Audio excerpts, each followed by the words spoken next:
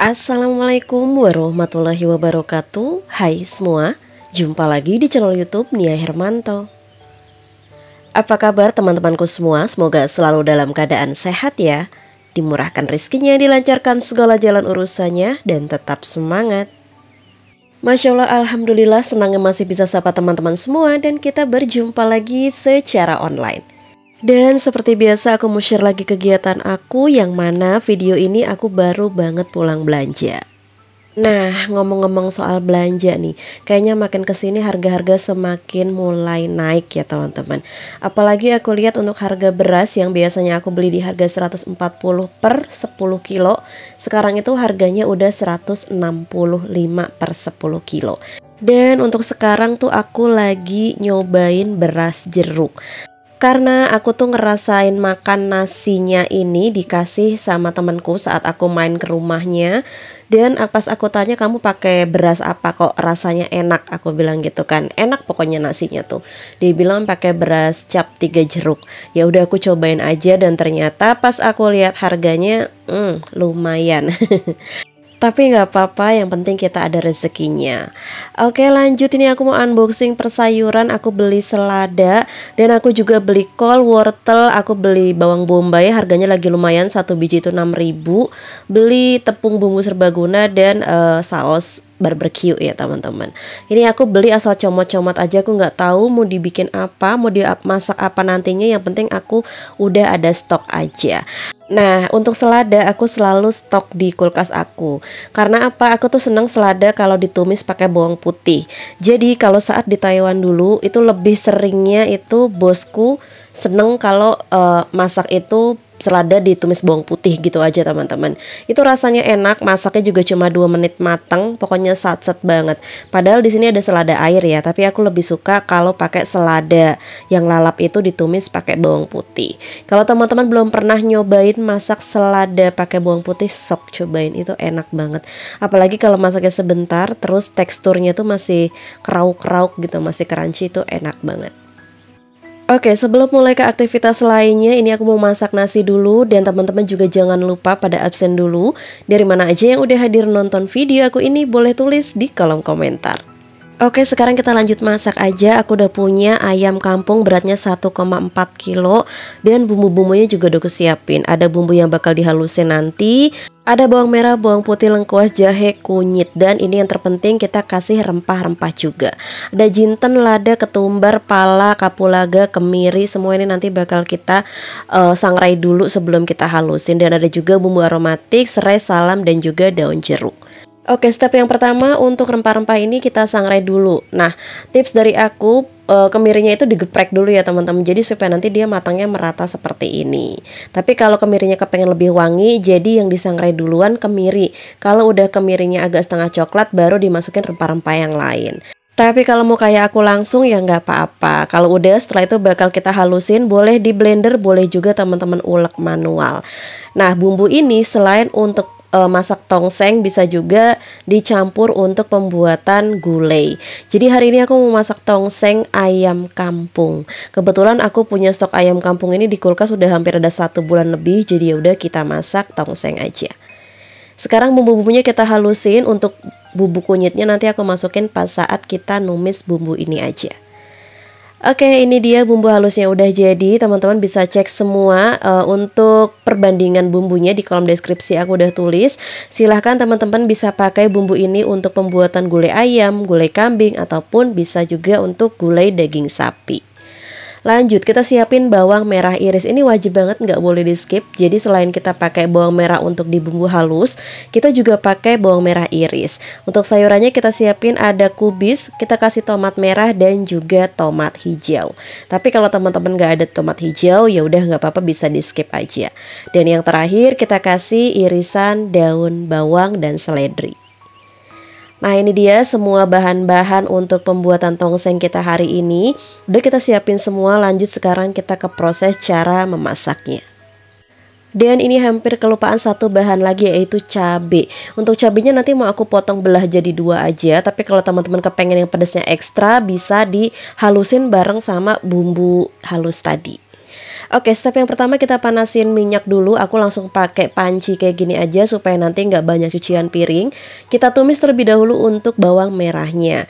Ditumis sampai layu dan harum, pokoknya jangan sampai mateng-mateng banget. Selanjutnya masukin bumbu halusnya dan juga kunyit bubuk. Nah, di sini teman-teman, untuk bikin atau masak bumbunya itu pakai api sedang cenderung kecil ya, jangan terlalu besar, nanti khawatirnya malah bau gosong atau rasanya tuh kurang mantap kalau menurut aku. Lanjut dimasukin bumbu aromatiknya dan juga bumbu kering atau rempah-rempah kering yang udah kita haluskan tadi. Nah, kalau udah seperti ini kita masak sampai dia matang dan berubah warna agak kecoklatan seperti ini. Jadi kita gongso atau kita masak bumbunya ini sampai berubah warna dan sampai pecah minyak itu, sampai wangi supaya nanti masakan kita jauh lebih enak, nggak bau langu dan tidak mudah basi. Selanjutnya nih aku kasih tambah air, aku pakainya air mendidih supaya nanti matangnya jauh lebih cepat. Dan kalau udah seperti ini tinggal kita masukin ayam kampungnya. Nah, ayam kampung ini bisa teman-teman ganti pakai ayam biasa juga bisa, ayam boiler atau ayam pejantan. Pakai daging kambing atau daging sapi itu tetap enak.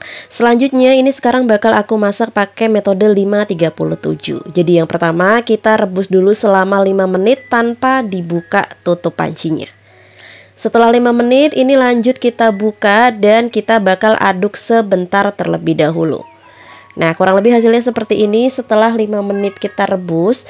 Selanjutnya diaduk sebentar lalu ditutup kembali. Matiin api kompornya dan lubang udara di tutup panci itu biasanya aku tutup atau aku ganjel pakai tisu kayak gini teman-teman. Ini berfungsi supaya dagingnya nanti cepat lunak. Karena di sini kita bakal biarin dulu selama 30 menit. Nah, kalau teman-teman punya presto bisa langsung pakai presto. Tapi kalau nggak punya presto bisa dengan cara seperti aku ini.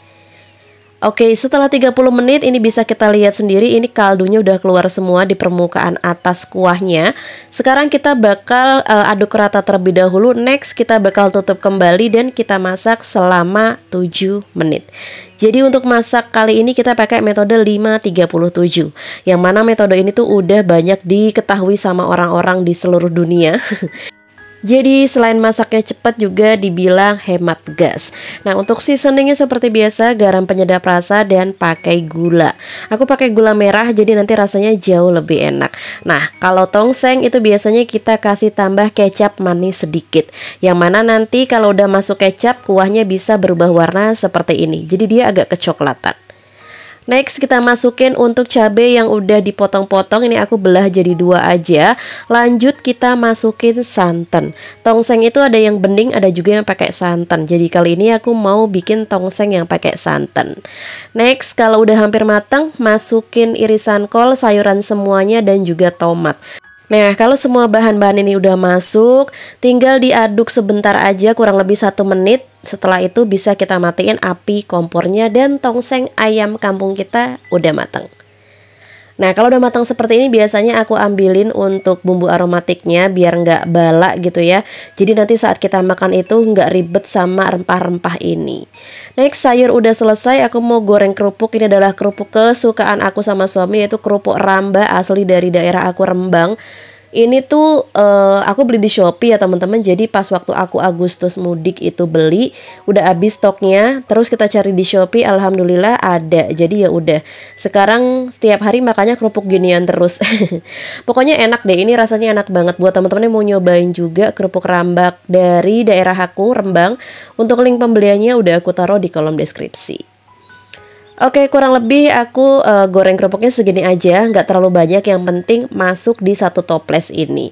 Nah, ini pokoknya toplesnya itu kalau udah habis ya dielap, terus diisi lagi, kayak gitu aja terus teman-teman.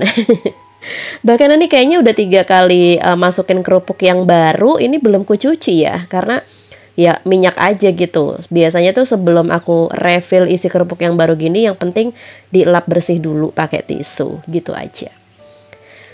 Oke, alhamdulillah hari ini aku masak cuma 1 menu dan goreng kerupuk ini aja. Walaupun 1 menu juga ini udah ada protein, Alatnya juga dapet, pokoknya ini udah komplit semuanya.